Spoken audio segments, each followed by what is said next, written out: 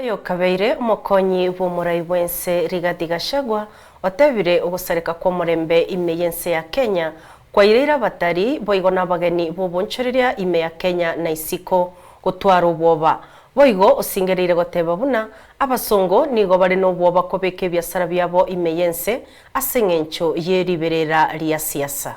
Wazungu wameniuliza, hii nchi yenu, the National Police Service, is there a provision for hooded men to carry weapons? We have seen people who are hooded carrying weapons. Those are terrorists. They should be shot on sight. The foreigners are asking, are we safe in this country? And I'm telling them we are not. There are too many goons everywhere. Na ndio nikasema watalii wangoje kidogo. Investors wangoje kidogo. Because mtalii moja akiuawa hapa, vile Julie Ward aliuawa in 80s. Our tourism suffered for 20 years. And that is why I said it's better they stay away, we sort out the issues, instead mtu auawe hapa. I'm telling foreigners, you are not safe in this country. Stay in your country for now. Sisi hatuwezi toka hapa, sisi tuangangana hapa polepole. Because hatuna pahali ya kwenda. But you who have a choice, investors, tourists, wait kidogo.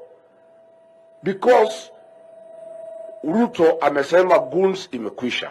Since aseme kuna mtu ameshikwa. The goons are still around. They are hooded, they are having weapons. We want wewe kijana ya Ruto, Minister for Goonism and Coordination of State Terror. Can you issue a statement, a very categorical statement to the international community, confirming that there will be no goons in this country going forward? Don't just talk in public rallies.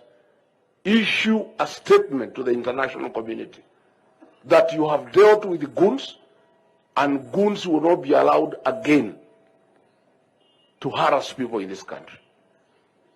The country is not safe. It's not safe for Kenyans. It's not safe for foreigners. It's not safe for tourists. It's not safe